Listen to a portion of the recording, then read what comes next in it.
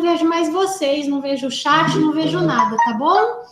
Pode deixar. Então, vamos começar aqui a reunião, nós já estamos em 14, não sei se na sexta-feira à tarde vai ter muito mais que isso, né, Sigrid?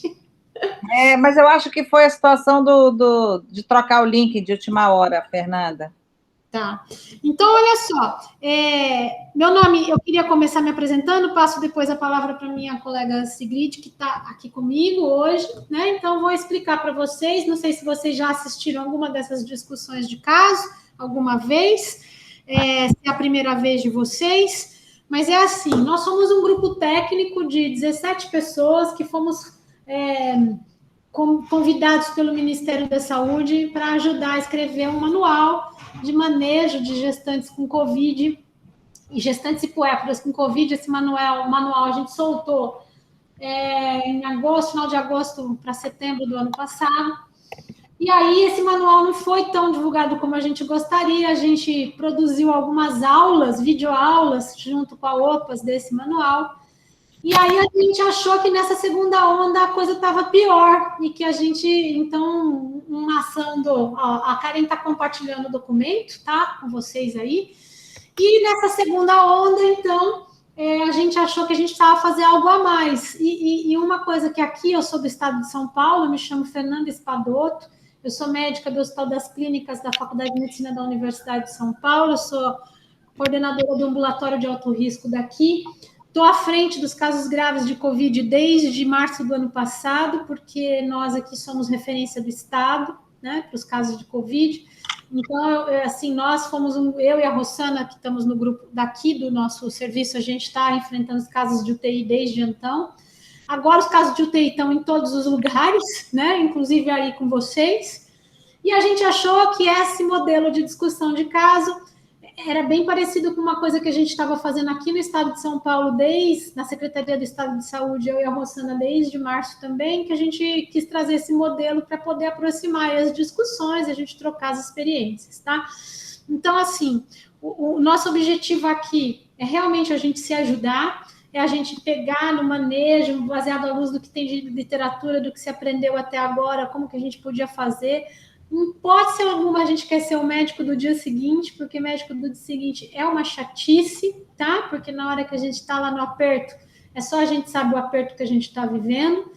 E a ideia é a gente ir pegando, porque nós aqui tivemos uma curva de aprendizado também, com casos graves que às vezes deram certo, que às vezes não deram certo. E a nossa ideia é tentar partilhar para a gente ver estratégias que a gente pode adotar para melhorar de uma próxima vez ou para ficar menos angustiado de uma próxima vez, tá bom?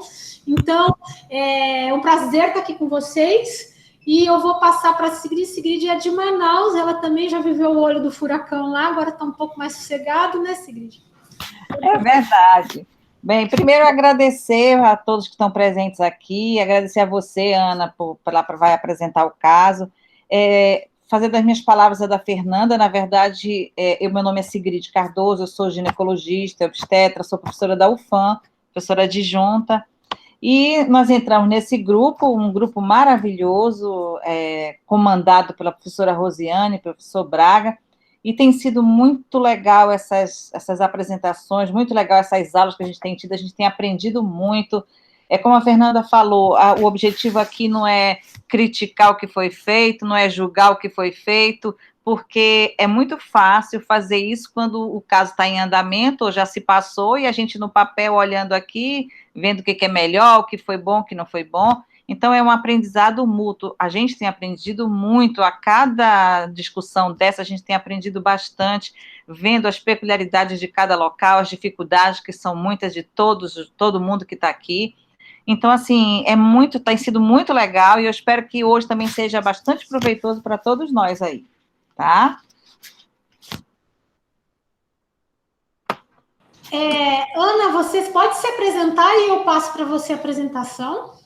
Sim, perfeito, professor. Agradeço. Eu sou a Ana Tamires, sou médica coordenadora de ginecologia e obstetrícia do Hospital e Maternidade Municipal Célia Câmara, que é um hospital referenciado de Covid aqui em Goiânia. Nós basicamente trabalhamos com pacientes de Covid-19, sejam elas pacientes gestantes ou não. Então, nós temos um hospital geral mesclado com uma maternidade. A princípio, o nosso hospital era um hospital que tinha finalidade de ser um hospital de assistência materno-infantil, mas com a necessidade da pandemia, nós acabamos nos tornando hospital de campanha e, posteriormente, de novo, maternidade. Então, aí a gente se tornou a maternidade referência do atendimento de pacientes com Covid, de gestantes e puérperas com Covid. Tá ótimo. Eu vou começar a compartilhar a tela para você apresentar. Eu vou pedir para todo mundo desligar os microfones, para a gente não cortar a fala da Ana, deixar só a dela ligada, tá bom?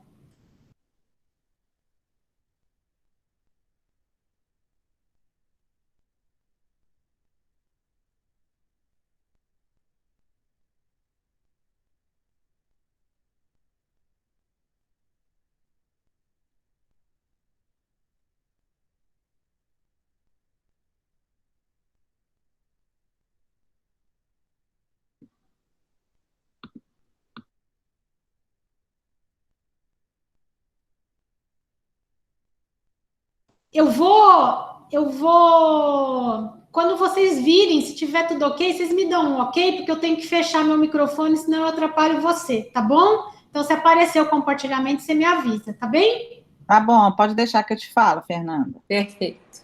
Obrigada, professora.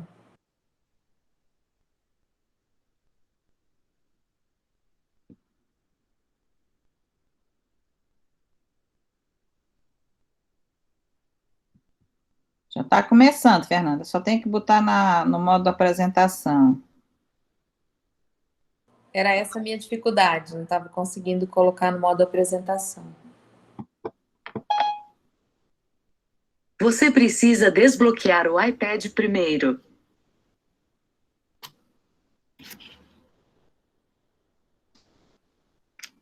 Gente, eu pus no modo apresentação, mas não está indo. Mas se você colocar daquele jeito, Fernanda, dá para ler. Não está no modo apresentação, mas dá para ver perfeitamente. Mas está errado isso, né? Pois é, deveria estar. Karen, você tem que me liberar a apresentação, querida? Será? Não, não tenho essa opção. Ó, apresentar agora.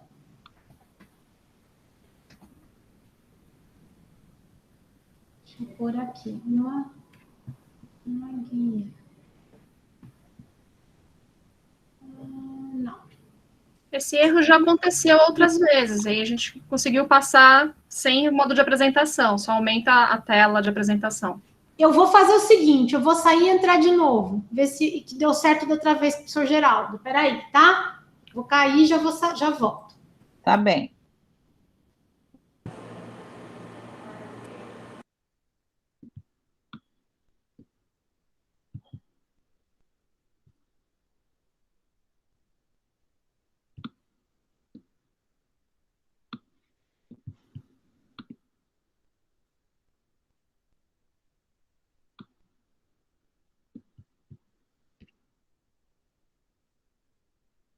Parece uma coisa, quando a gente vai apresentar alguma coisa, sempre dá essas zebras, né, Ana?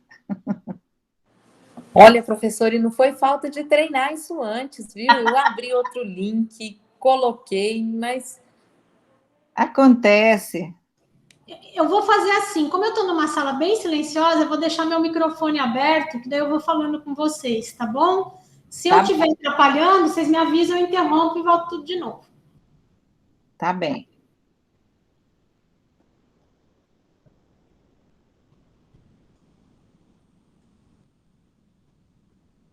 Tá me vendo? Modo não apresentação, certo? Estamos vendo, professora. Então vai, vou tentar compartilhar na modo apresentação agora. Foi? Não. Então a gente vai ter que ser assim, gente. Eu não estou conseguindo montar na apresentação. Tá dando para ver perfeitamente, Fernanda. Então, boa. Vamos lá. Pode começar, Ana. Então, vamos lá. Como eu estava dizendo anteriormente, primeiramente agradecer ao convite, agradecer a lembrança do nome da gente aqui de Goiás, de Goiânia, agradecer a oportunidade de discutir os casos com vocês e de enriquecer os nossos conhecimentos. Falando só mais um pouquinho do hospital que eu trabalho, eu sou um hospital referenciado, então eu recebo as pacientes que a regulação estadual e municipal nos encaminham, né? Nós recebemos essas pacientes. Eu vou apresentar um caso de uma paciente, BSO, 28 anos, tercigesta, tinha um parto normal e um aborto, isso na IH de encaminhamento que a gente recebeu. De 26 semanas. Fernanda, desculpa, pode passar. Já passei. De 26 semanas, proveniente... Desculpa, Ana, não passou. Tudo bem, professor, tranquilo. Passou, não? Não passou, não. Então, peraí, gente. Vamos... Agora. Eu vou ter que tirar do meu modo apresentação e ir assim, tá bom? Então, vamos lá. Pode ir. Então, ela foi encaminhada da unidade de pronto atendimento da cidade de Caldas Novas, que é uma cidade conhecida nossa aqui do interior de Goiás, das Águas Quentes, tá? Porque não é daqui, com história de dispneia, de saturação, necessidade de oxigênio terapia, apresentando uma piora considerável do quadro clínico e padrão respiratório, necessitando de O2 em máscara não reinalante. No momento do encaminhamento, mantinha saturação de 78%. Foi assim que eu recebi a IH de encaminhamento dela, que ela foi encaminhada. Então, ela foi já referenciada para a unidade de terapia intensiva. Foi admitida no hospital em que eu trabalho, Hospital Municipal e Maternidade Célia Câmara. Ixi, espera só um pouquinho, eu tô com a apresentação errada, gente, desculpa, só um minuto, tá? Ô Sigrid, essa daqui não é a apresentação, é a que você montou, né? Desculpa, gente. Ô Ana, vou ocultar, você mesma compartilha, por favor, daquele modo não apresentação que você estava conseguindo fazer. Perfeito. Tá. Eu vou interromper aqui. Porque aqui é uma outra coisa que a gente montou para discutir no caso, tá? Tá. Pode compartilhar você. Perfeito.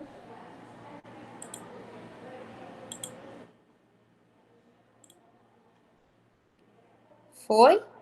Tá indo?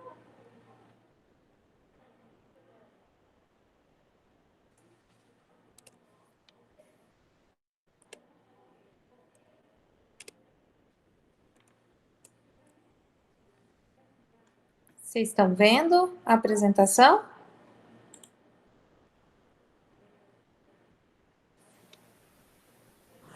Ainda não, Ana.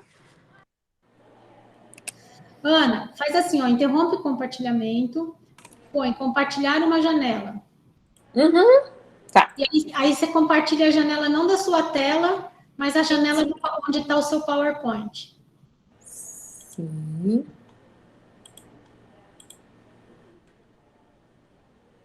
Foi. Acho que agora está indo, foi. Só não vai em modo apresentação de jeito nenhum, né? Mas tudo bem. Mas tá ótimo. Vamos assim mesmo. Então tá bom.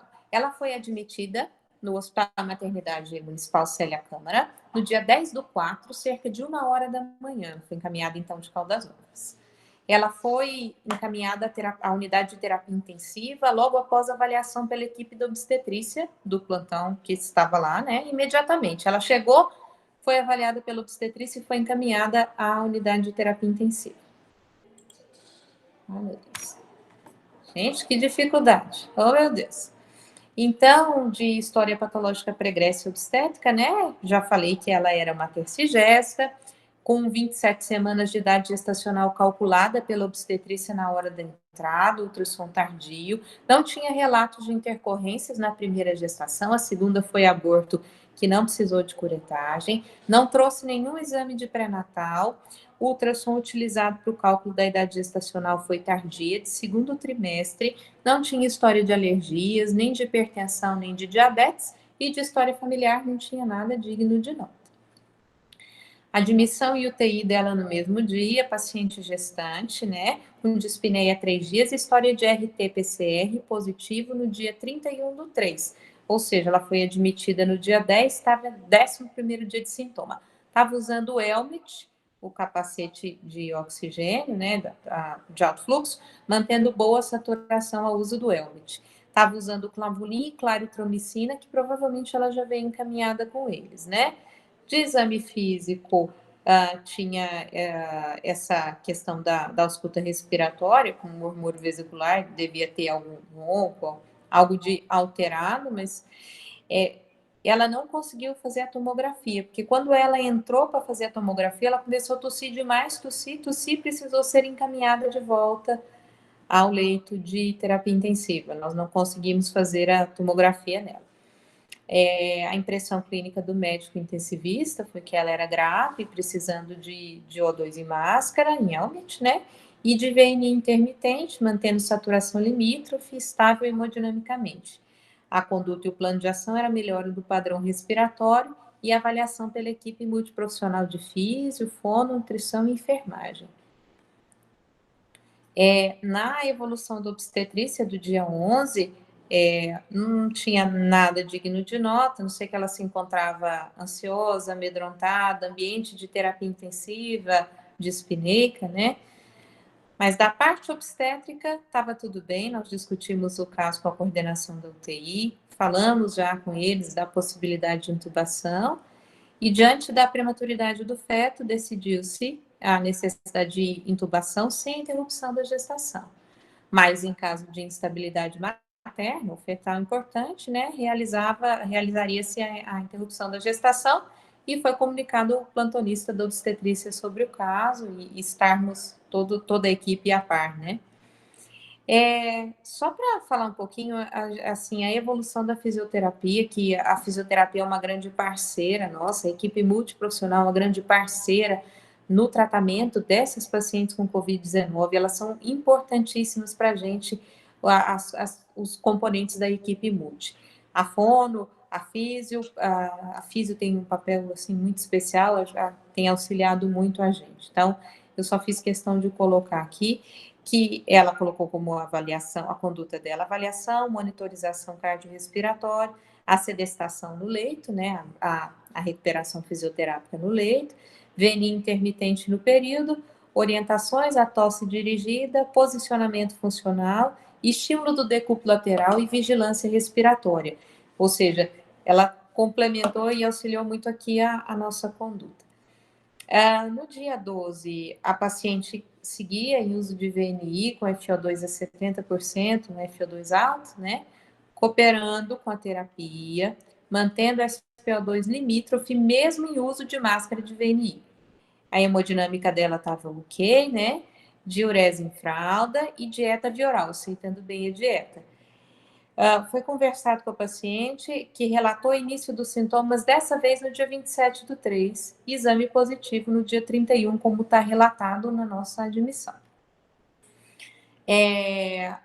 Eles retiraram, então, a máscara de VNI, colocaram a paciente em uso de O2 em máscara não inalante a 15 litros, mantendo a saturação entre 88 e 90. A paciente foi posicionada em decúbito lateral esquerdo, porque ela disse que estava mais confortável, e ela veio da UPA usando amoxicilina com clavulanato e mais claritro, mas ela estava com essa história de ter ficado internada lá. Então, teve uma elevação do PCR dela, e pelo histórico da internação, optou-se por iniciar um antibiótico com maior espectro, que foi o Tazobactam. Então, foi optado pela terapia de ventilação não invasiva, porque a gente já estava próximo do final da fase inflamatória, e a paciente extremamente cooperativa. E seguimos vigilantes para caso fosse necessária intubação orotraqueal. Ela tinha uma história de dor lombar, e, enfim, saturando a 89, nesse momento da avaliação, a glicemia capilar se mantinha ok, 105, paciente grave, então, a impressão clínica, com risco de intubação orotraqueal e terapia de VNI com boa aceitação. Então, o plano de ação do médico intensivista em conjunto foi cuidados intensivos, VNI intermitente, vigilância infecciosa, avaliação conjunta com a equipe da ginecologia e obstetrícia, o início do Tazocin e os exames. No dia 12/4, às 11h34, essa paciente teve uma intercorrência, né, uma piora do quadro respiratório, desaturou mesmo em uso da VNI intermitente, com a máscara facial não reinalante de alto fluxo. O médico intensivista esclareceu a ela o quadro clínico, informou da gravidade secundária da hipoxemia e ofereceu a opção de ventilação mecânica com tubo. A paciente concordou, entendeu os riscos da terapia e a gente solicitou a equipe de anestesiologia, foi solicitada a equipe de anestésio, que é quem faz os procedimentos lá na maternidade, para realizar a intubação orotraqueal dessa paciente.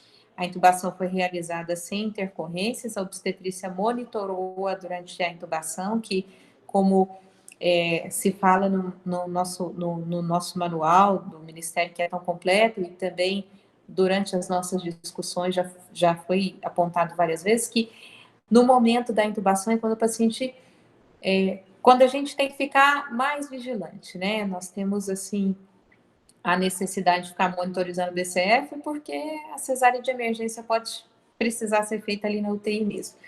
Mas não houve intercorrência, não teve nenhuma repercussão fetal no momento da intubação. Seguimos, então, à disposição pela obstetrícia, a paciente sendo acompanhada também pela medicina intensiva. Eu também coloquei aqui a avaliação da psicologia, falando da importância do atendimento psicológico às famílias que estão com pacientes internados em UTI.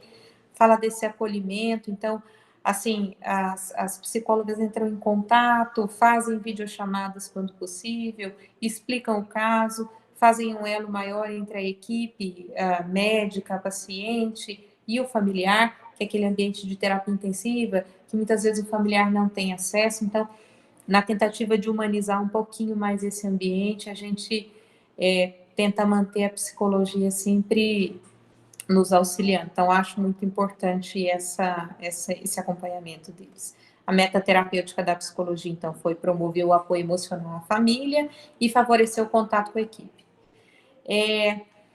Na noite desse dia, a paciente se manteve, né, em gravíssimo estado geral, estava fazendo profilaxia de tromboembolismo e de úlcera gástrica, as coisas que eles fazem em UTI, nesse momento, acho que já com 27 semanas e 2, mantendo-se bem no leito, a diurese de 1.400 ml no período.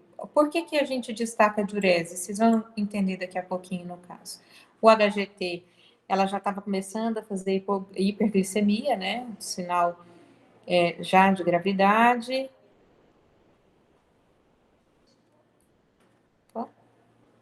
Peraí que eu estou com dificuldade aqui de novo de passar.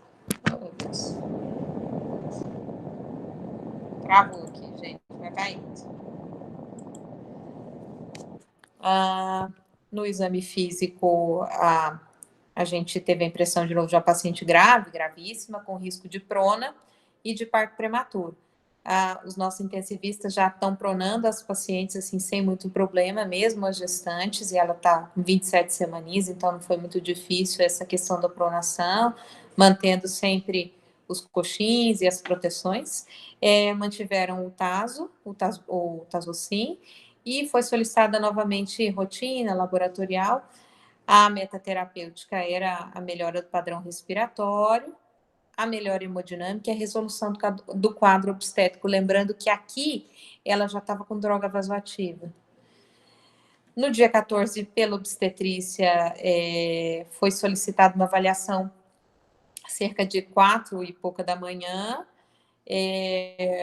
Foi visto pelo obstetra o BCF em ausculta prolongada, não teve desaceleração, não viu sangramento vaginal, não tinha dinâmica, estava saturando 95%, orientamos então a conduta expectante em relação à gestação e chamasse qualquer sinal de dessaturação ou mesmo de parada cardiorrespiratória, deixamos uma caixa de cesárea na UTI, assim como eu aprendi com vocês aqui em um dos encontros, e todo o aparato de pediatria, de neo, para que, se a gente precisasse, a gente pudesse usar. No dia 15/4, o paciente segue com conduta obstétrica mantida, 27 semanas e 5. No dia 16, a mesma coisa. E foi iniciado nistatina creme vaginal, que foi visto um corrimento branco, grumoso, que era sugestivo de candidíase. No dia 16/4, pela medicina intensiva, a paciente já começava a dar sinais de melhora, não estava usando droga vasoativa, estava em programação de desmame da ventilação mecânica, teve um episódio de febre, estava em D6 de tazocin. No dia 17/4, pela medicina intensiva também, às 4 da manhã, paciente taquicárdica com taquipneia em ventilação modo de suporte, já mudou a ventilação de modo protetor para modo de suporte, porque ela começou a ter, a não ficar confortável, foi mantida o fentanil e passado ao modo controlado. Religaram a nora para manter a PAM acima de 70 e associaram a expansão volêmica para essa paciente. No dia 17/4, segue em conduta expectante pela obstetrícia, mantidas as avaliações diárias e da vitalidade fetal. No dia 17 também, a vigilância infecciosa pelo pessoal da medicina intensiva, desmame de noradrenalina, que foi colocado em baixa vazão. Solicitaram hemogramas novos para monitorizar o valor hematimétrico e tentar melhorar o padrão respiratório. Pela medicina intensiva, no dia 17/4, à noite, paciente grave em ventilação mecânica, com os parâmetros já moderados, então ela teve uma piora respiratória nas últimas 24 horas e teve necessidades crescentes de dose de nora, foi aumentando e começou a ter um débito urinário abundante, foi interrogado diabetes insípidos e o balanço hídrico negativo. As pupilas estavam médio-fixas com ausência de reflexo fotomotor. Foi aumentado, porque estava com o uso de noradrenalina em doses crescentes, foi iniciado, então, optado por iniciar-se a vasopressina, solicitado uma tomografia de crânio de emergência e a vigilância neurológica para essa paciente. No dia 18/4, à meia-noite 58, a paciente com débito urinário aumentado durante o dia, pupilas fixas ao exame físico e ausência de reflexo fotomotor, foi realizada a TC de crânio, que evidenciou, infelizmente, o apagamento difuso dos sulcos corticais e fissuras cerebrais, bem como das folias cerebelares com perda parcial do gradiente de atenuação córtico-subcortical, podendo estar associado a edema cerebral difuso, regime hipertensivo, e HSA supra e nos sulcos, hemorragia subaracnoideia, né? Fissuras remanescentes e nas cisternas basais, sinais de herniação das tonsilas cerebelares pelo foramen magno e até 2,1 centímetros. Medidas de hipertensão intracraniana foram tomadas, profilaxias de crises convulsivas e foi solicitado uma IH externa de emergência para a unidade com suporte neurocirúrgico, que eu não tenho na unidade em que eu trabalho. Pela obstetrícia, paciente com 28 semanas e um dia, no dia 18/4, a conduta seguiu expectante em relação à gestação. Nós, então, solicitamos a cardiotocografia 2 vezes ao dia, no intuito de avaliar a vitalidade fetal, e ultrassom obstétrico diário ou com acréscimo de Doppler ou de perfil biofísico, se fosse necessário, avaliado pelo pessoal do plantão. Na medicina intensiva, eles optaram por reposição volêmica rigorosa, início de desmopressina, mais os eletrólitos e a gasometria de emergência para ajustes. A meta terapêutica agora passava a ser correção dos distúrbios hidroeletrolíticos e ácido básicos, né? Controle infeccioso e a manutenção da gestação. Não sei se ficou claro, mas assim, a paciente, nesse momento, a suspeita, a hipótese diagnóstica era de morte encefálica. No dia 18/4, pela psicologia, foi realizada nova consulta, e essa mediação entre equipe e os familiares, né, explicaram à família sobre o ambiente, os dispositivos da terapia intensiva, porque é estranho para quem está de fora ver, né? E foi iniciado o protocolo de morte encefálica e os testes a serem realizados em conjunto com o médico do plantão. Segui em vigilância intensiva, teve uma importante piora do PCR dos leucócitos, foram solicitadas novas culturas e controle de eletrólitos e optado por iniciar meropenem. Pela obstetrícia, a conduta expectante em relação à gestação seguia, avaliação cuidadosa da vitalidade fetal. Pela medicina intensiva e pela obstetrícia no dia 20, a meta terapêutica bem-estar fetal, cesárea sem estabilidade severa da paciente e a conduta expectante da obstetrícia em relação à gestação a princípio, à disposição para qualquer necessidade. Mantemos a anistatina ainda, segue em tratamento da cândida, e ultrassom obstétrico naquele momento para avaliar a vitalidade fetal. Aqui, os exames desconfiguraram, saíram da tela, não sei dizer o que aconteceu, mas era para mostrar. Só falar um pouquinho dos números do hospital em que eu trabalho. Nós temos, até o dia 20 de abril, tivemos 3.162 internações, com 1.951 casos confirmados. Hoje, atualmente, nós temos 94 pacientes Covid-19 internados, confirmados, né? Tivemos já 748 óbitos, mais 2.295 altos, o que deixa a gente feliz, né? Da maternidade, oh meu Deus, a dificuldade tecnológica aqui de novo acontecendo. Da maternidade, nós internamos 151 gestantes até agora, das quais 129 foram Covid positivas, 92 partos realizados, sendo 21 partos normais e 71 cesarianas, 92 RNs internos, 38 meninas, 55 meninos. Está virando esse jogo aqui, meninas. Alta de gestante já foram 40, alta de puérperas 83, em terapia intensiva 8 pacientes no momento e óbitos maternos 8 até agora. Esses são os números mais recentes que eu tenho. Aqui só da nossa UTI neonatal já foram 31 internações em UTI, 23 em UCINS, e na unidade de cuidados intermediários. Acho que era isso que eu queria apresentar do caso. Eu coloquei aqui até dia 21.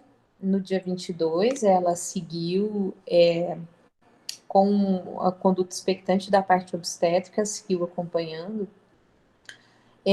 No dia 23, que foi hoje, ela teve um episódio de febre de 39,5, aventou-se a possibilidade de interrupção, porém foi um episódio de febre, nós discutimos com a medicina intensiva, acha que foi uma febre de origem hipotalâmica, então nós estamos nessa, interrompe, não interrompe, estamos avaliando a vitalidade fetal com bastante afinco, hoje cardiotocografia e ultrassom normais.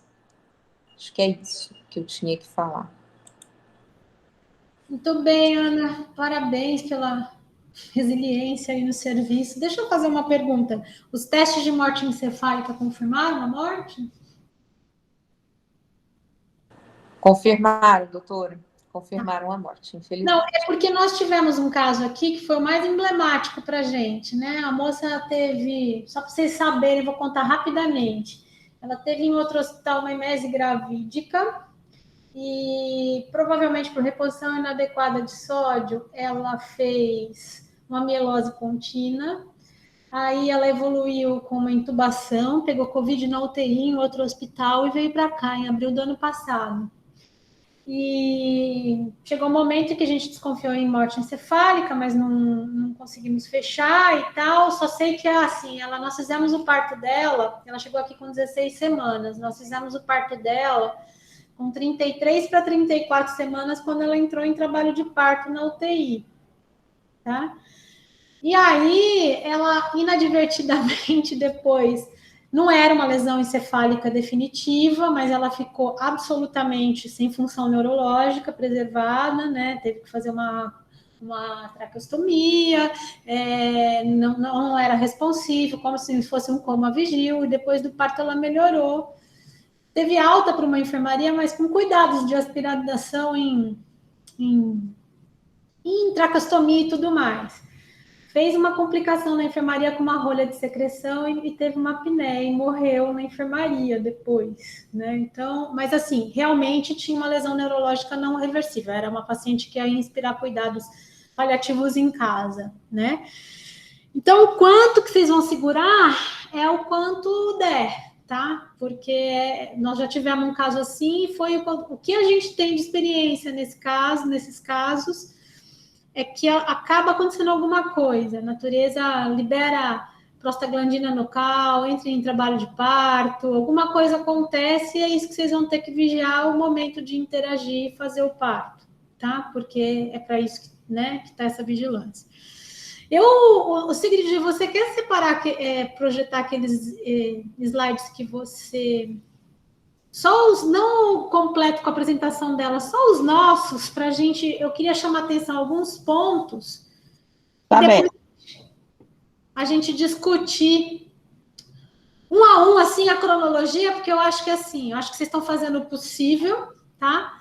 E não sei se dava para fazer grandes coisas de diferente, mas a hora que eu achar... Aí nós vamos discutir tudo de novo, só que eu vou primeiro ressaltar alguns pontos, desde encaminhamento, porque eu acho que tem gente que é da ponta, né? Você está no Hospital da Ponta que encaminha, acho que tem gente que é da ponta para saber quando encaminhar, que eu acho que esse é o objetivo para a gente falar, né? Fernanda, está acontecendo aquilo que eu te falei, eu aperto, mas é como se eu tivesse que ter uma autorização para entrar, para abrir. Tá, peraí, eu vou tentar. Tentando... Era 2 minutinhos aqui que eu vou tentar, tá? É aquele menor que eu te mandei. É, o de 3. Mas eu fico mais feliz que pelo menos não fui só eu que tive problema com a tecnologia. Tá com alguma coisa aqui hoje que não é assim, viu? É verdade, o meu da outra vez eu não consegui, parece que eu preciso de uma autorização, não sei, nunca apareceu isso. É a segunda vez que aparece aqui.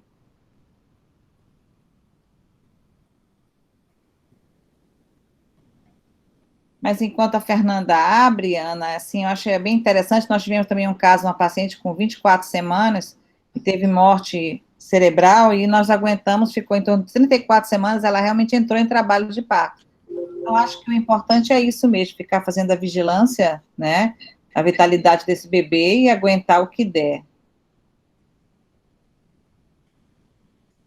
Eu fico feliz em escutar de vocês as experiências, porque é uma celeuma, né? Uma caixa de Pandora. Difícil saber o que a gente vai encontrar. Vocês estão me vendo? Estamos. Agora apareceu. Peraí. Tá em modo apresentação? Não. Não. Então, eu vou fazer aqui.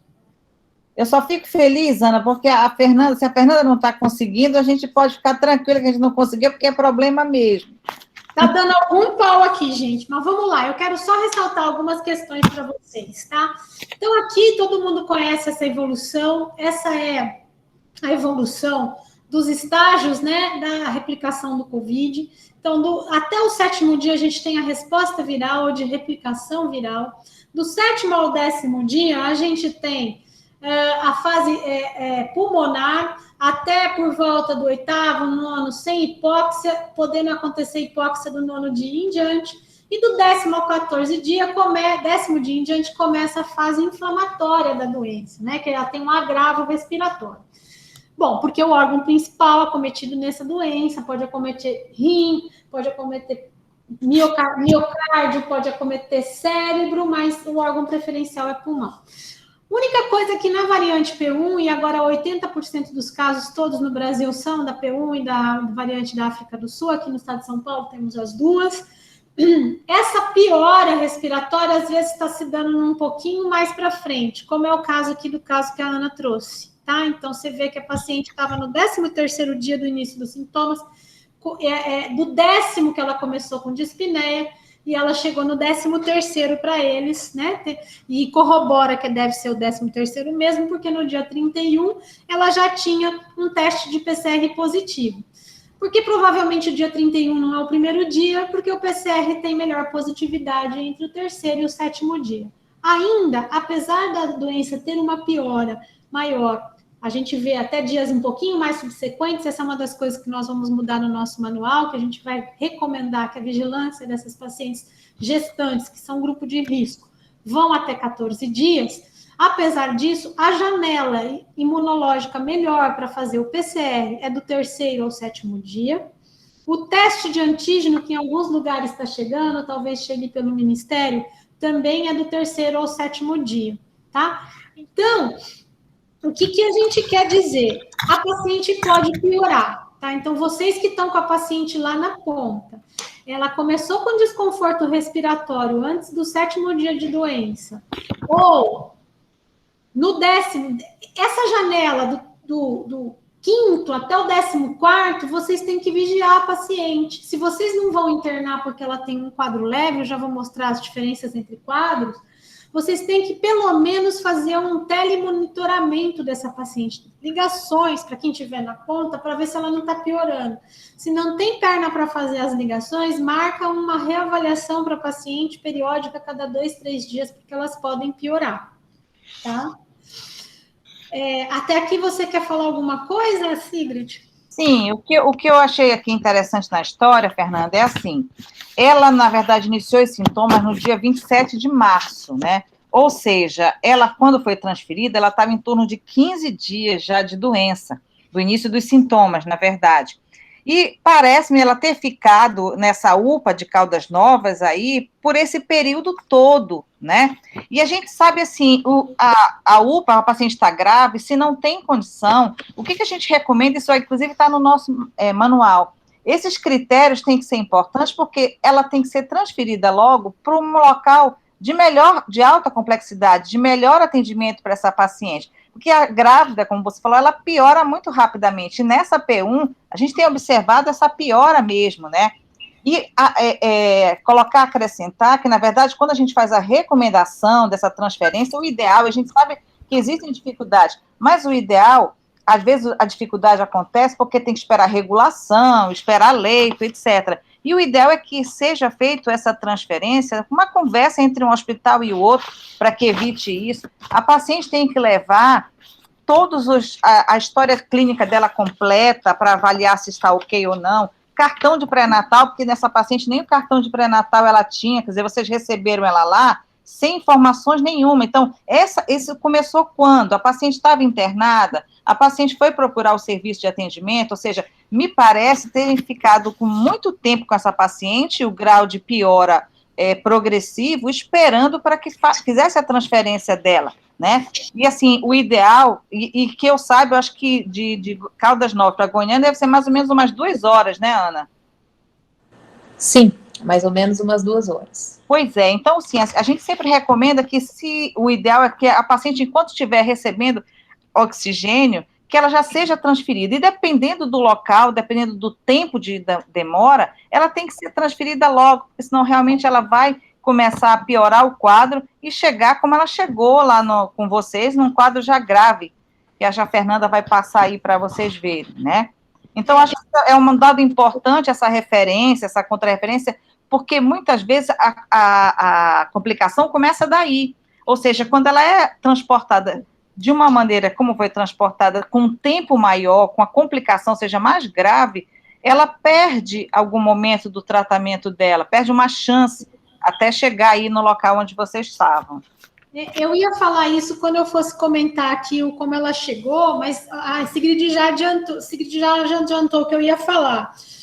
Assim, daqui a pouco eu vou falar de quando que a gente encaminha a paciente para um lugar que tem UTI. Eu vou voltar nesse assunto, tá bom?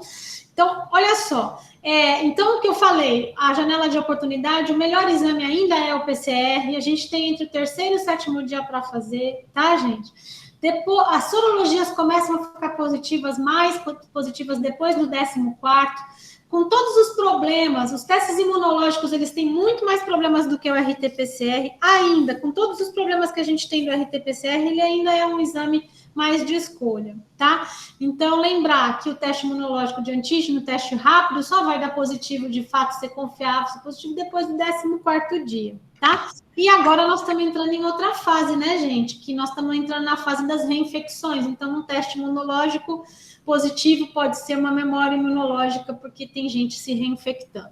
Então, só deixar aí que a nossa janela de oportunidade no Covid é duas coisas, que a Sigrid falou muito bem. A história tem que chegar para quem recebeu a paciente no agravo. O dia do início dos sintomas é por onde a gente norteia todo o nosso tratamento, tá? Todo o nosso tratamento. Então, é só deixar esse de alerta. Bom, aqui começa um pouco isso que a Sigrid falou. O que eu quero dizer? Isso aqui está no nosso... Essas aqui são todas fotos do nosso manual, tá, minha gente? Então, essa escala de Mills é assim, é para gente, sem nenhum exame, lá na ponta, sem uma gaso, sem nada, só com parâmetros clínicos, eu saber se essa paciente está tudo bem, é azul, é de alerta ou é de alerta vermelho, tá? Então, assim, você não tem UTI, se a sua UTI está a 2 horas de distância, você no alerta amarelo tem que mandar embora. Tá? Quer ver outro parâmetro? As pacientes pioram muito grave, muito rapidamente. Nossa indicação aqui, na nosso referenciamento aqui no estado de São Paulo precisou de catéter de O2, não é máscara não reinalante, catéter. Transfere para o lugar da UTI. Por quê, gente? Vamos retomar aqui, que é o que a Sigrid falou. Ela chegou para vocês no dia 10 de abril, à 1 da manhã, com máscara não reinalante 15 litros por minuto e saturando 78. Por que ela estava saturando 78? Porque provavelmente essa máscara não estava 15 litros por minuto. Você ter uma ambulância que transporta nessa vazão de oxigênio são as ambulâncias UTIs, não é a maioria da nossa realidade no Brasil. Por isso que não dá para transportar em não reinalante. Aqui em São Paulo a gente tem o catéter de alto fluxo, ou aí o tal do helmet, né, que em alguns lugares tem. Todos esses dispositivos têm uma vazão de oxigênio que não é logisticamente compatível com botar uma paciente numa ambulância e transportar. Ela vai chegar desaturando. Por sorte, essa criança é um Highlander, né, porque ele teve vários momentos de desaturação e não teve nenhum episódio de sofrimento fetal. Mas, assim, não é o que a gente vê. Se a paciente chega saturando 78, a chance de estar em acidose fetal é muito grande. Você não tem nem o que fazer. Você tem que fazer um parto, não tem nem como oferecer o tratamento adequado para essa paciente, tá? Então, eu queria deixar...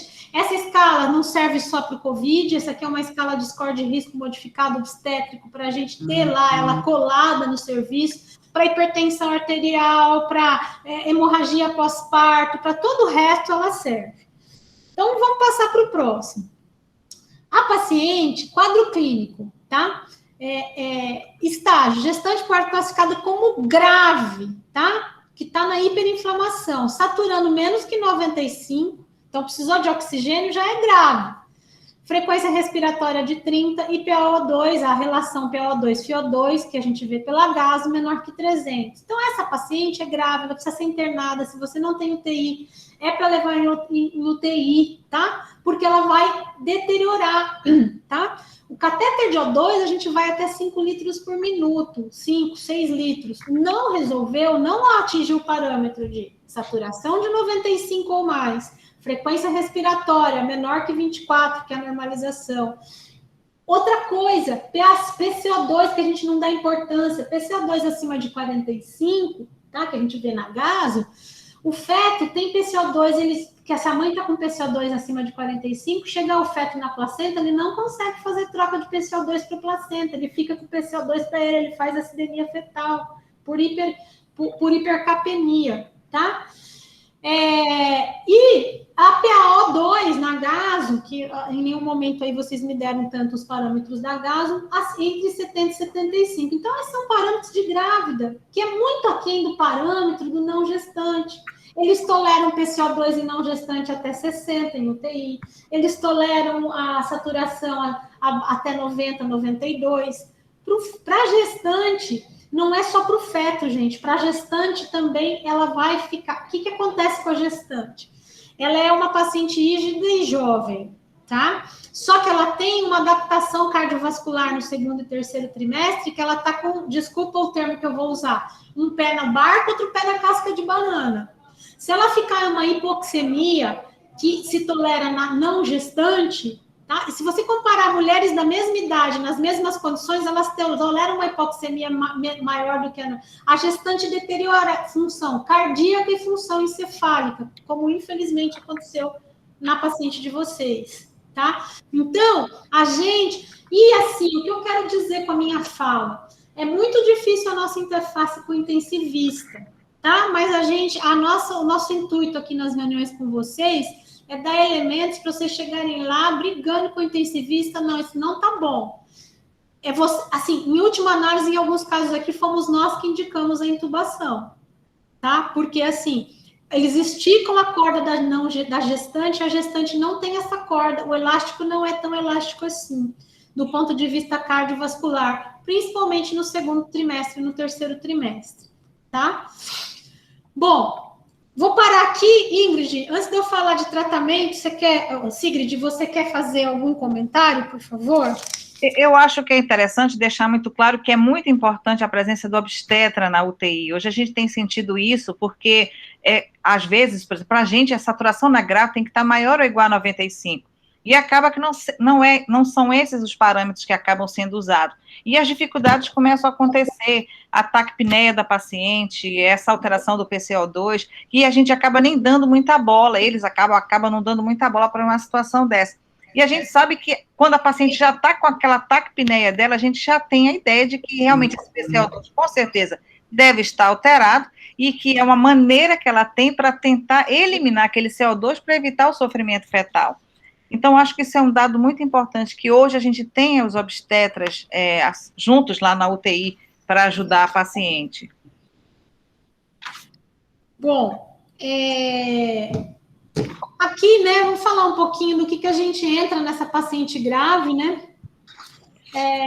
Tem algumas condutas que ajudam a diminuir aí a evolução. Então, assim, se você está suspeitando de uma infecção bacteriana, uma pneumonia, tem sinais clínicos e ou radiológicos de pneumonia bacteriana, a gente entra, essas pacientes estão vindo da casa, né? Então, a gente entra com uma cobertura antibiótica para uma pneumonia domiciliar, uma comunitária, que ceftriaxona e azitro, é a nossa recomendação.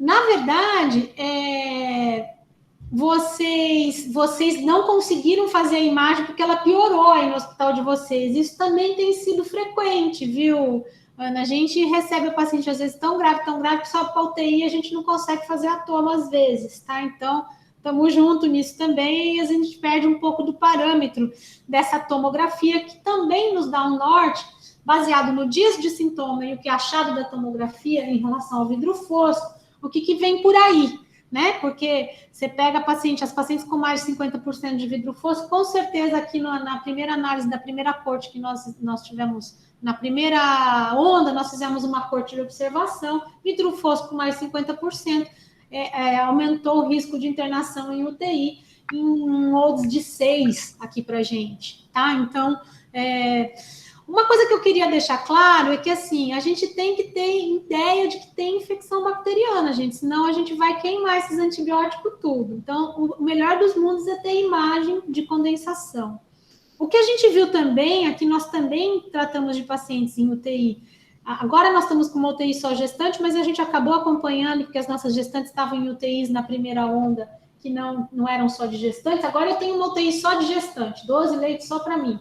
Mas na primeira onda a gente acompanhou alguns outros pacientes, né, que estavam ao lado, etc e tal. O que a gente percebeu? Não sei se nós estamos tentando levantar esse dado, mas nossos dados aqui do Hospital das Clínicas é que a gestante tinha muito mais condensação do que os não gestantes, aqui nos casos de Covid crítico do Hospital das Clínicas. Então, isso daí é uma coisa que eu vou ficar devendo para vocês. Então, sim, a gente tem que entrar com antibiótico baseado na imagem, nos dados clínicos e de imagem, achando que tem uma pneumonia bacteriana secundária, mas na dúvida, a gente, às vezes, se está com dúvida, a gente entra, faz a imagem, se descarta a pneumonia, a gente tira. Mas tem que rever essa questão do antibiótico para a gente não dar antibiótico indiscriminadamente para todo mundo.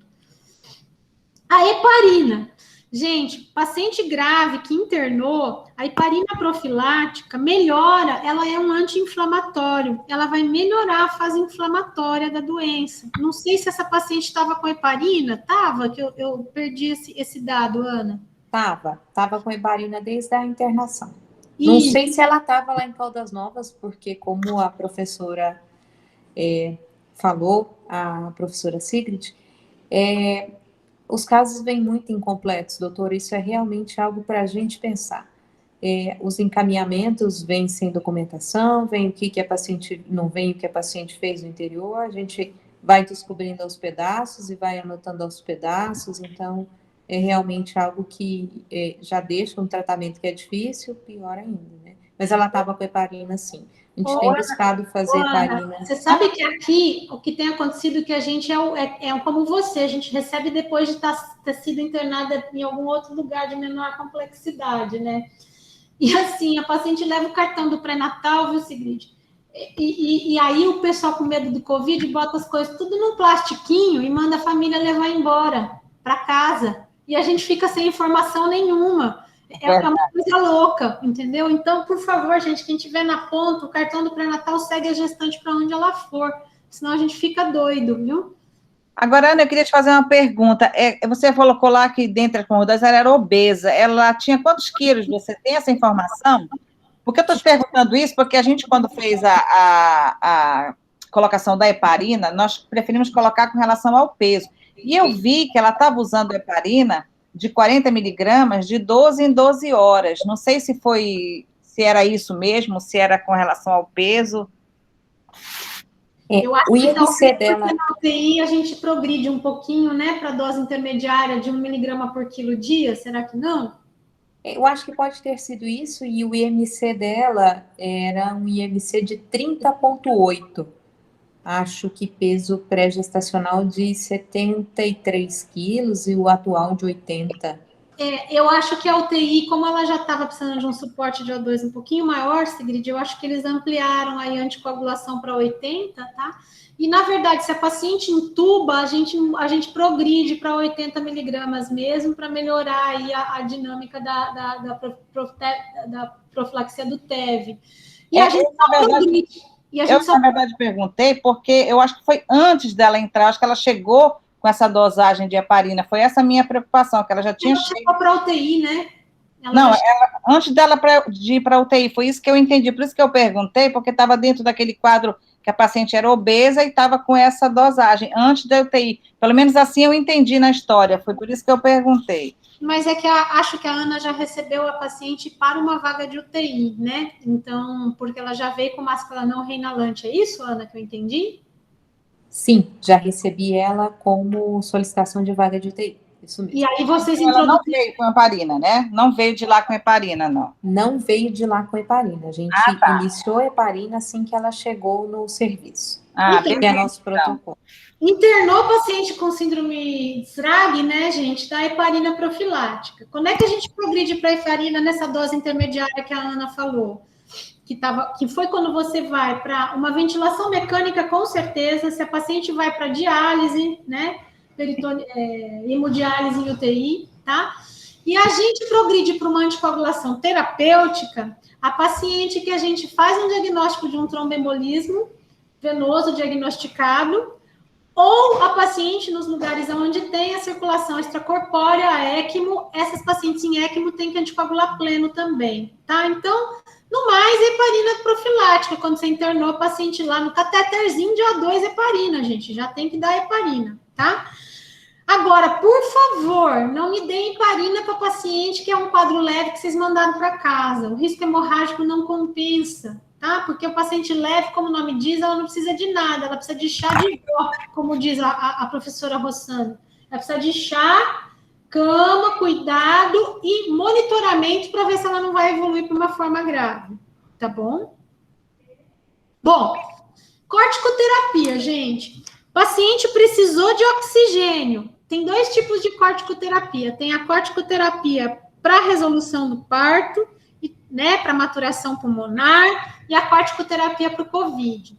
Se a paciente tiver no 7º dia da doença do COVID, precisou de oxigênio, tem que entrar com corticoterapia adjuvante. O esquema mais difundido para todos os trabalhos é a dexametasona, 6 mg por dia, ou 0,75 mg por quilo dia, de 7 a 10 dias. Isso mudou um pouco, os trabalhos recentes estão mostrando que a gente mantém enquanto a paciente precisar de oxigênio suplementar, porque às vezes ela entuba, ela aumenta a dose dela de dexametasona ou de metilpred, que nem eu vou falar, a hora que ela volta para o catéter, você pode reduzir para essa dose de 6 miligramas, e ela fica com oxigênio, ela fica com a corticoterapia. E depois, se passar de 15 dias de uso de corticoide, aí a gente tem que fazer um esquema de retirada, não pode ser de repente, porque pode ter um bloqueio do eixo hormonal. Aqui, no HC, por isso que em alguns outros lugares, tem a hipótese de usar metilprednisolona. Os pneumologistas, os intensivistas, gostam mais do que da Dexa, tá? O que tem mais veiculado com Covid é a Dexa, mas a metilpred, em todas as síndromes respiratórias agudas graves, já foi usada no passado. E essa doença não é diferente, tá? Então, 0,7 a 1 miligrama por quilo, EV dividido em duas doses, de 12 em 12 horas, tá? Você dá 3 dias e você pode prorrogar por 7. Lembrando que se você prorrogar essa dose por mais de 15 dias, você vai ter que fazer um esquema de retirada gradual. Sigrid, mais alguma coisa que você quer? Corticoide. No amadurecimento pulmonar, a gente pode fazer a opção de fazer a Dexa, que já está sendo usada, só que faz de 12 em 12, no intervalo de 48 horas, depois mantém. Ou a betametasona, né? Como a paciente já está usando a Dexa, normalmente vai ajudar na questão do COVID, a gente pode deixar ela, essas 48 horas, 6 miligramas de 12 em 12, por 48 horas, e depois mantém o esquema. Uma coisa também que é importante, Fernanda, é a questão da metilprednisolona. Às vezes, se a paciente tiver um quadro mais grave pulmonar, a gente pode aumentar um pouco essa em vez de 1 miligrama por quilo, a gente colocar 1,5, mais ou menos, dependendo da situação da paciente. Acho que isso está importante. Tanto na Dexa como na metilpred, isso é uma dose basal, mas se a paciente agrava, que nem essa que está em ventilação mecânica, provavelmente ela, não sei que dose que ela está tomando de corticoide, Ana, mas deve ser uma dose, quando entubou e piorou lá, eu acho que um pouco mais alta, não? Eles iniciaram uma dose mais alta para ela, sim. Isso. E foi optado pela Dexa. E nos dias em que a gente solicitou a maturação pulmonar, foi feita intramuscular, do jeito que vocês orientam. Dexa de 12 em 12 intramuscular, tá ótimo. Isso. Se ela não tem risco hemorrágico, pode fazer, ajuda, tá? Bom, o pessoal ontem que eu discuti o caso na terça de Recife, a Leila Kratz, que também tem uma experiência em manejo de alto risco lá e tem uma UTI materna, ela está optando por entrar com a Dexa IV na dose do pulmão e fazer a beta em paralelo, tá? Não tem nada que fala que... A única coisa é que a Dexa para o pulmão não funciona, tá? Talvez seja uma overdose de corticoide para o bebê. Então, nós preferimos entrar com Dexa intramuscular. Aqui tem uma grande discussão se intramuscular só ou se pode ser EV naquelas que têm risco hemorrágico. Então, na dúvida, faça EV se tem risco hemorrágico, de 12 em 12, 48 horas, depois muda e usa a dose do pulmão. Então, gente, quando é que a gente interna em UTI? Tá? E é isso que eu queria chamar aqui, ó, catéter de O2. Essa moça já esperaram ir para máscara não reinalante para pedir a vaga, tá? Esforço respiratório, musculatura acessória, relação, né, PO2, FO2 menor que 300, com hipotensão, disfunção cardíaca, tempo de enchimento capilar alterado periférico, alteração de consciência ou oligúria. Então, essa moça, ela demorou para ser encaminhada para vocês, tá? E aí eu queria chamar a atenção aqui, Ana, que é aquilo que eu falei da intubação, tá? Cada dispositivo, ele tem o máximo que a gente pode ir, tá?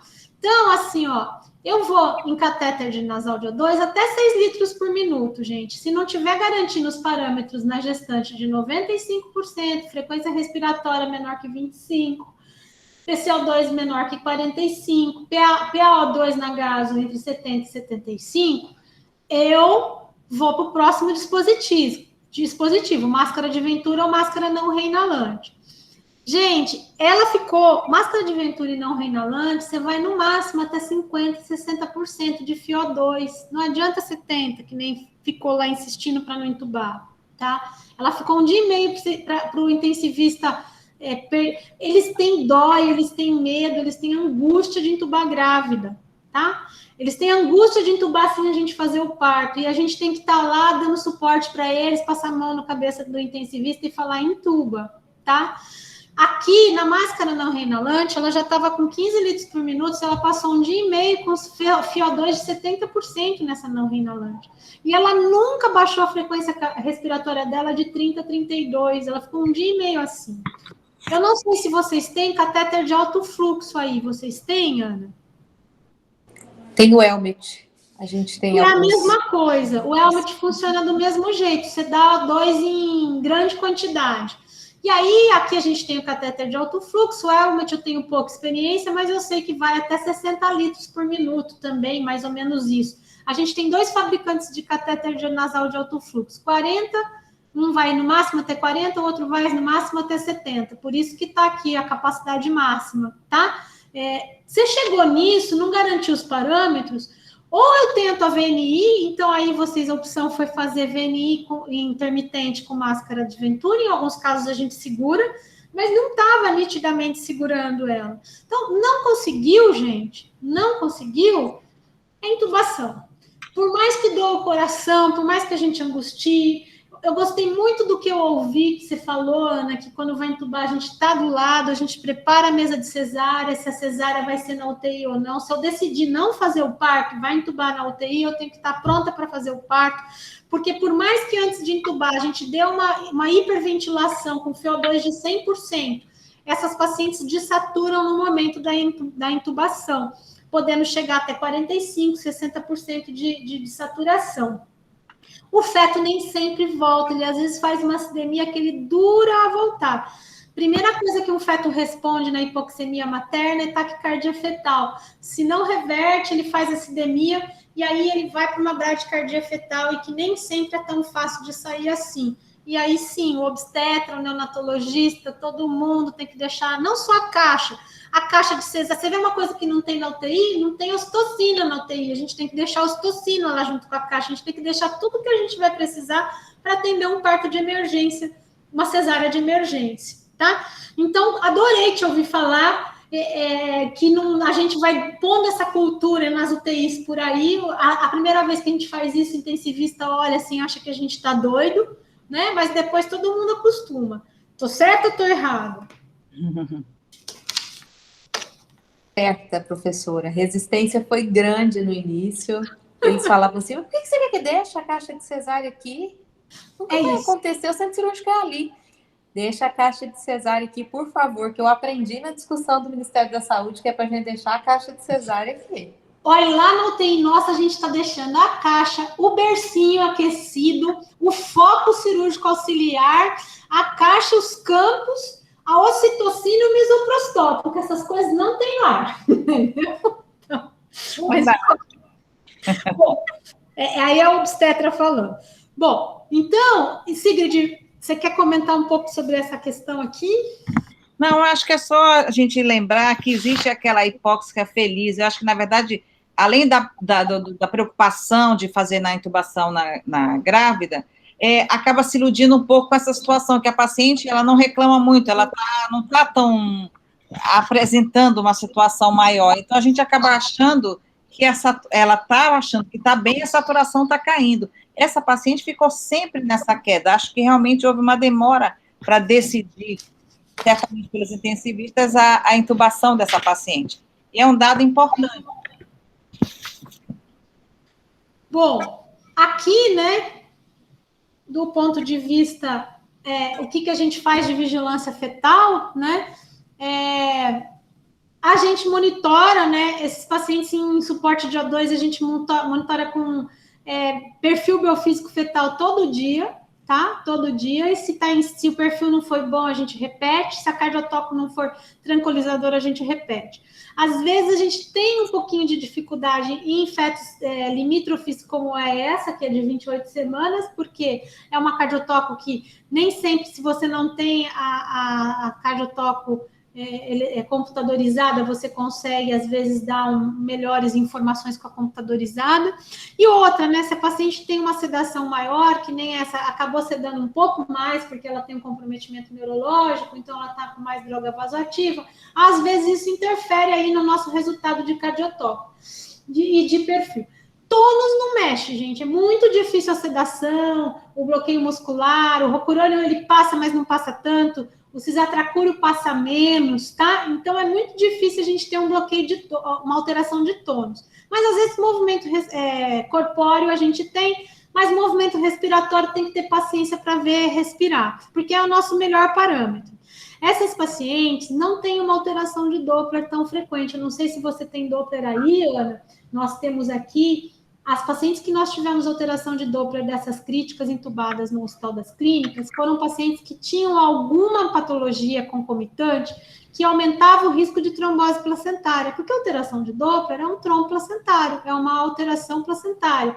Essas pacientes não têm alteração placentária. A gente tem mais alterações cardiotocográficas na grande maioria das vezes. Então, os casos que a gente teve alteração de Doppler, uma era cardiopata, outra era hipertensa e assim por diante. Uma coisa que chama atenção é o oligohidrâmino, que a gente deixou aí como para a gente monitorar. Essas pacientes, você viu, né? Uma paciente que depois ela fez uma alteração, uma morte encefálica com alteração de controle hidroeletrolítico, hidrostático, então faz balanço positivo, faz balanço negativo, às vezes na UTI eles fazem um balanço negativo um pouco maior, a própria paciente que está em máscara não reinalante, está com frequência respiratória maior, ela perde mais água pela perspiração, então não raro, mais do que em todas as infecções a gente pode ter oligohidrâmino transitório, todo mundo vê isso, mas essa é uma doença que a gente vê oligohidrâmino com mais facilidade. Então, aí o papel do obstetra na UTI é tentar ajustar. Dá para dar um pouco mais de volume? Dá para não fazer um balanço hídrico tão negativo? A gente consegue melhorar isso, né? Por não encharcar o pulmão e tudo mais. Agora, gente, teve casos que, assim, neste momento, desde janeiro, nós temos uma UTI obstétrica, temos um plantonista assistente e um residente nosso dando plantão dentro da UTI, junto com o intensivista. Mas aí, nesses casos, a gente conseguiu reverter alguns oligômenos e não fazer o parto, tá? Inclusive, uma que chegou essa noite, chegou com ILA de 5, grave, com a FiO2, a relação de 95, a gente fez uma vitalidade pronou, quando foi hoje de manhã, o ILA dela estava de 7, e ela tinha melhorado a relação, melhorou a hemodinâmica da materna, a ventilação materna, o estado materno, o oligômeno melhora. Mas, às vezes, já aconteceu quando a gente não tinha essa interface tão grande com as outras UTIs, porque a gente já teve um momento aqui que a gente tem mais de 10 UTIs no hospital e a gente tinha uma grávida em cada UTI. Aí a gente teve casos que a gente acabou tendo que indicar porque era um oligômeno que só piorou, fez um oligodrâmino e a gente teve que resolver. Então, monitora o oligodrâmino, não precisa sair resolvendo pelo oligodrâmino, mas tem que ser um dado que a gente tem que avaliar. Sigrid? Acho que é isso mesmo, com relação a isso, depois os parâmetros de alerta, que eu acho que é interessante que a gente saiba, qualquer a situação em que a gente vai realmente fazer alguma coisa, essas que estão mostrando aí, se na cardio a gente observar uma bradicardia fetal persistente, taquicardia fetal persistente, desaceleração variável, a gente tem que avaliar muito bem essa situação, o líquido amniótico, que é muito importante, que a Fernanda acabou de falar, o perfil, se ele tiver menor ou igual a 6, também é um parâmetro importante para avaliação. E o Doppler, como a própria Fernanda já falou, existem situações que acabam não sendo tão importantes do ponto de vista do COVID em si, né? Mas se você vê diástole 0, a idade está com menos de 3, 4 semanas, é importante que seja avaliado, diástole reversa, então aí você tem que realmente intervir. São os parâmetros fetais de alerta em que você tem que pensar na possibilidade da interrupção da gestação. E, por último, eu também gostei de ouvir uma coisa que a pronação, gente. Vamos perder o medo de botar a grávida de barriga para baixo. Então, é o que a Ana falou, ó, cuidado, fazer um coxinho, um ninho para o abdômen, tá?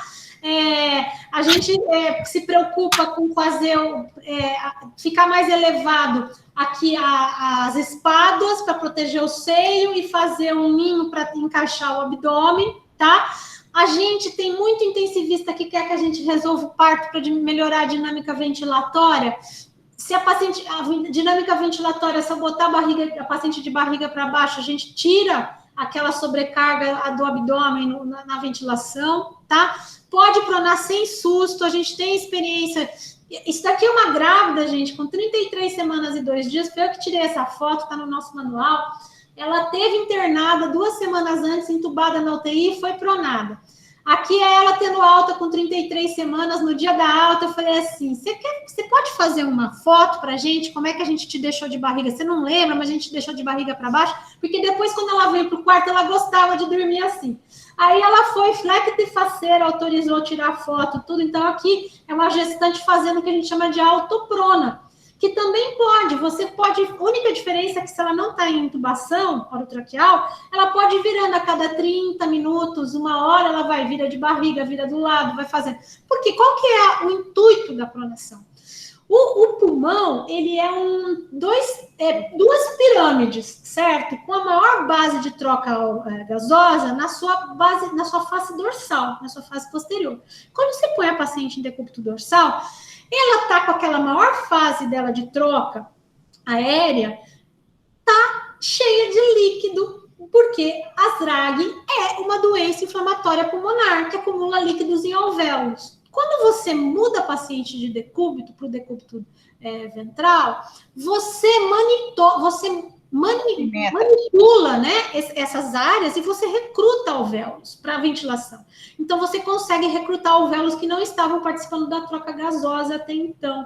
Esse é o objetivo da pronação. Então, quando que a gente prona a gestante? Aquela que está em intubação orotraqueal, sedada, e mesmo com os parâmetros ventilatórios, eu não consigo manter uma relação de pelo menos 150 da PO2-PO2. Então, eu boto ela de barriga para cima.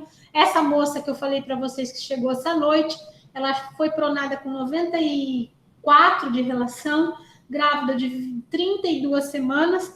Nós supinamos agora à tarde e ela está com uma relação de 230 e o feto chutando bola. Então, se a gente melhora a mãe, o feto vai melhorar também. Quando a gente prona a gestante, a gente tem que lembrar que ela vai ficar de 16 a 21 horas. Então, eu tenho que ter um pouco de certeza do bem-estar fetal. Então, eu tenho que ter uma avaliação rigorosa do bem-estar fetal, para eu não correr o risco de esse feto vai ou não vai estar vivo quando eu supinar, proteger as preeminências ósseas, que nem já foi dito, tá?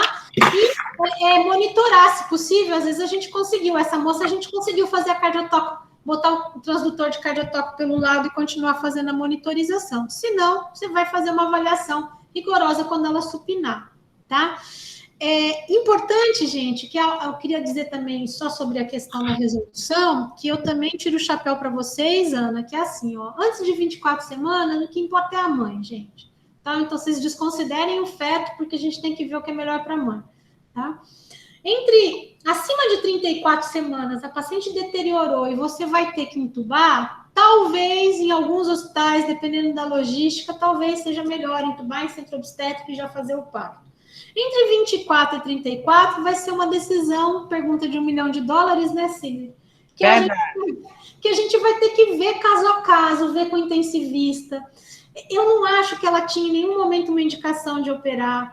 Ela estava grave, ela nunca esteve estável, essa moça. Eu vou interromper aqui o compartilhamento para eu ver vocês. Espera aí. Deixa eu voltar aqui para minha... ela nunca teve bem, ela nunca teve estável o suficiente, e agora ela está em morte encefálica. Agora o que vai determinar a resolução é quando o feto tiver alguma indicação de resolução fetal, ou se ela piorar e tiver uma cesárea, você tem que fazer ou se preparar para uma cesárea pós-morte.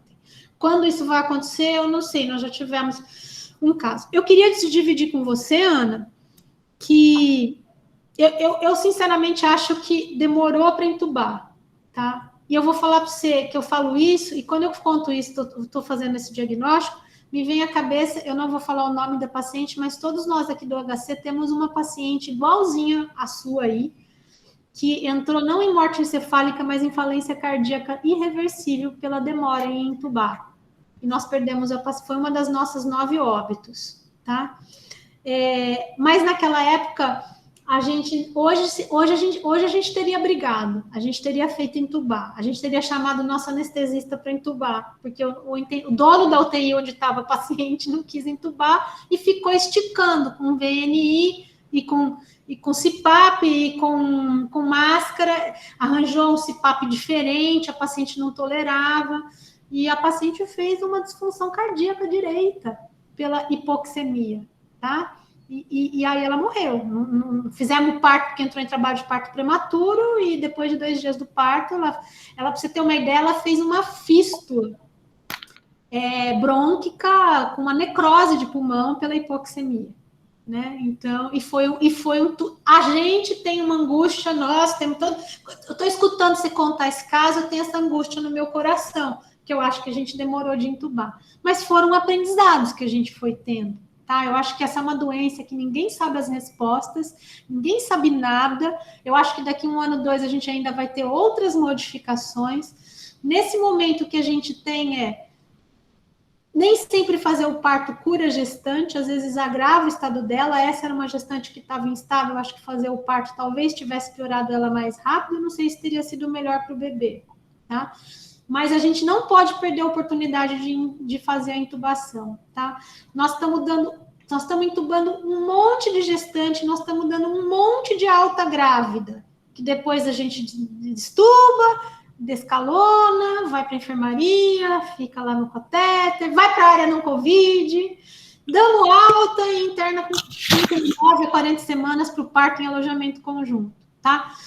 Eu estou falando isso e eu acho que isso não estava na mão de vocês decidir, eu imagino, tá? Mas é uma coisa que a gente cada vez mais vai ter que se posicionar, tá? Porque ela ficou no dia 11 e 12, ela ficou com frequência alta respiratória, a saturação não era alvo, e já estava no máximo, né, do que aquele suporte de O2 podia dar para ela. Então, eu acho que pode ser que acontecesse tudo igual? Pode ser que não, eu não sei te falar. Estou te falando que eu sou médico do dia seguinte, né? Mas assim, é uma coisa que eu acho que a gente tem que ficar atento, porque às vezes o intensivista ele tem medo, ele tem um receio de entubar a gestante. Pode entubar a gestante, a gente tem que entubar a gestante. Elas, como eu disse, elas têm um equilíbrio muito tênue, elas esticam a corda. É que nem uma gestante, de repente ela descompensa de uma vez. Às vezes é o que acontece na hipertensão, nas formas graves de qualquer doença obstétrica, é assim que acontece. Vai esticando, de repente a pessoa descompensa, né? E a ventilação de gestante, a gente tem aprendido isso. A gente teve vários casos ruins até a gente aprender. Não passa vontade de entubar, não passa vontade. E o parto nem sempre trata a gestante. Então, era esse assim o que eu queria dizer, e eu queria te parabenizar, porque estou achando que vocês estão muito bem aí, né? Vocês estão com vários casos críticos e tentando botar o obstetra dentro da UTI. Eu acho que isso tá fantástico, é só assim para dar certo, só assim para a gente reduzir morte materna, tá? E compartilhar um dado com vocês, que a gente tem 738 casos de morte materna pelo observatório. Depois a Karen pode compartilhar esse link do observatório. Quando a gente levanta, 42% dessas mulheres morreram sem entubar, tá?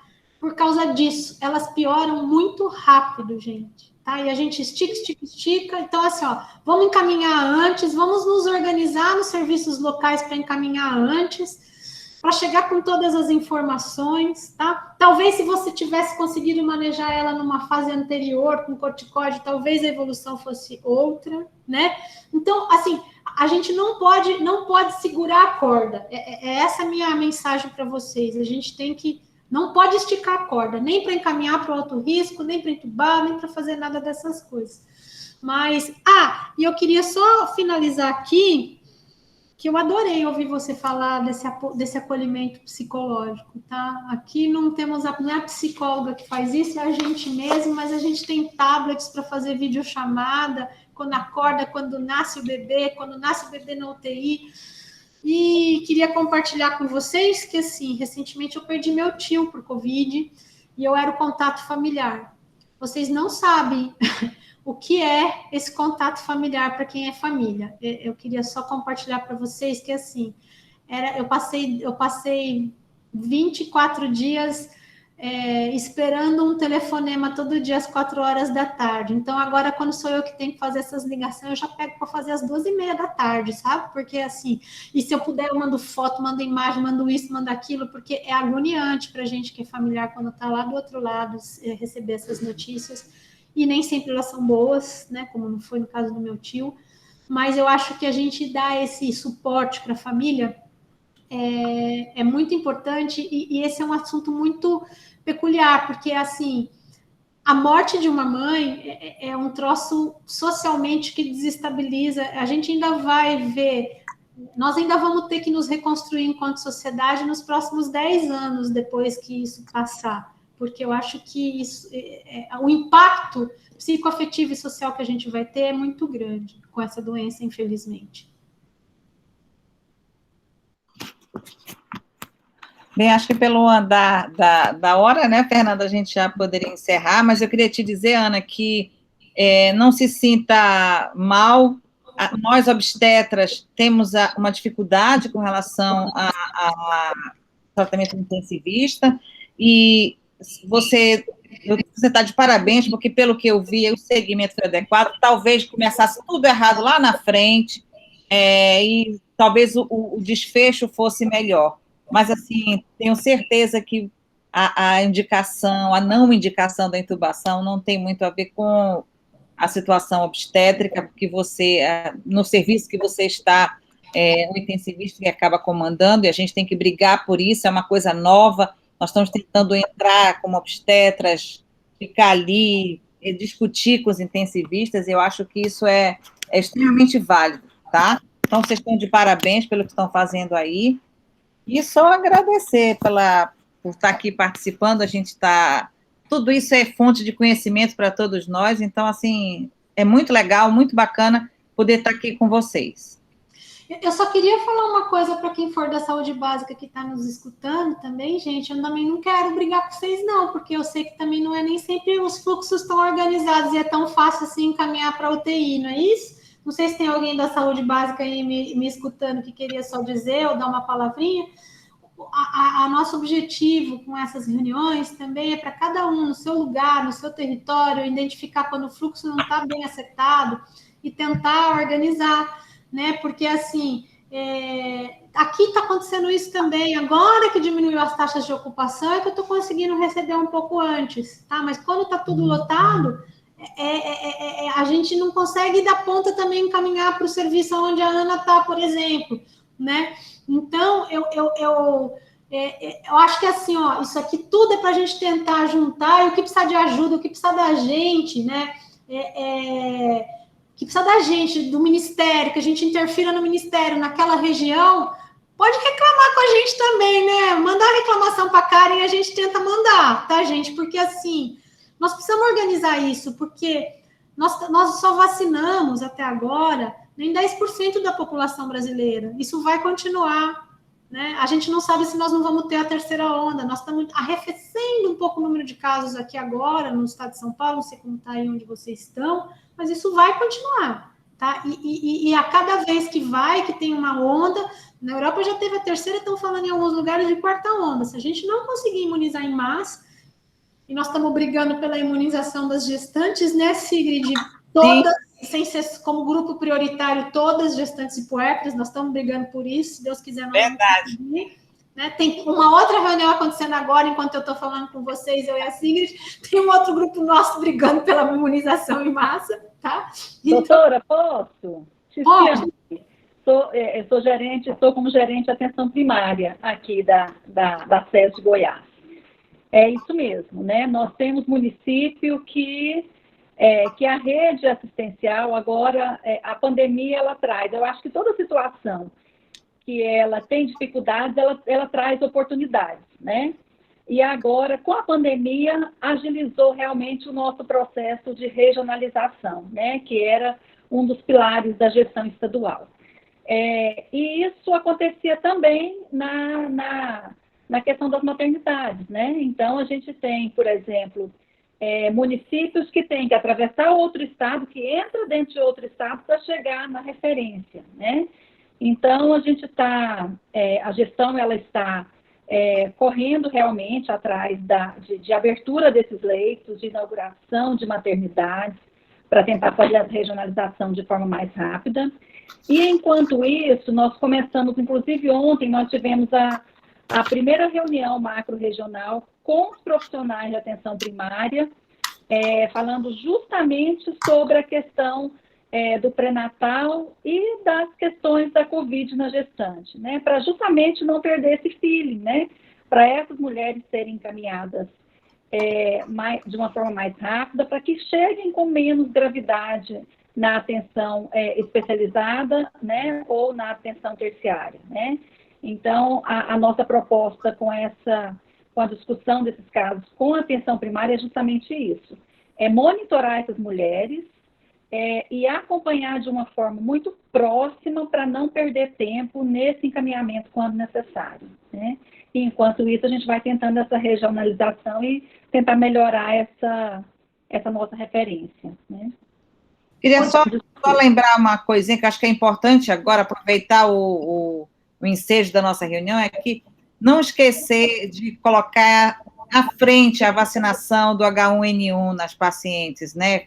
Cobrar, tentar agilizar, tentar favorecer essas pacientes, que não seja esquecido que está aí, porque com o Covid acaba ficando meio tudo esquecido, né? Então, não esquecer da vacinação do H1N1 que está sendo feita. Ô, Ticiane, outra coisa, aproveitando você aqui, já que você apareceu, uma coisa que é fundamental e que a gente tem percebido, você tem que ter o centro de referenciamento da que agrava para UTI, mas não funciona se não tiver alguém ou um serviço como o da Ana funcionando junto, tá? Então, que isso aqui em São Paulo, no começo, até entenderem, demorou um pouquinho, depois a gente ajustou o fluxo, não adianta eu encaminhar uma paciente para um hospital geral que não tem obstetra de alto risco, tá? Ou não tem obstetrícia de alto risco, porque não vai conseguir manejar, né? Sem dúvida.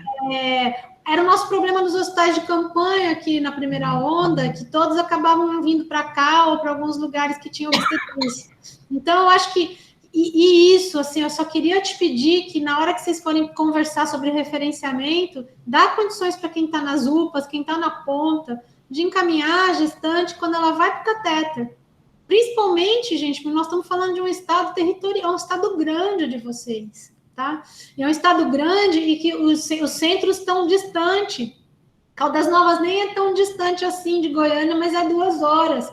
2 horas não tem como, tá? É um problema que nós temos aqui também. São Paulo tem uma malha com mais hospitais em alguns outros lugares, então a gente conseguiu distribuir isso um pouco melhor. Mas é só um conselho que eu dou do contra-referenciamento para vocês, porque, é assim, tá ruim para nós que estamos na ponta terciária, né, Ana? Tá ruim para quem está na ponta primária. Essa doença é do cão. Então, ela contraria um monte de coisa que a gente aprendeu até agora. O máximo que a gente entubava na H1N1 era 4, 5 dias. Agora a paciente entra em morte encefálica, entuba 2 semanas. É um horror, gente. Nós estamos tudo junto, vamos todo mundo dar a mão. E o que a gente for aprendendo, a gente tem que compartilhar.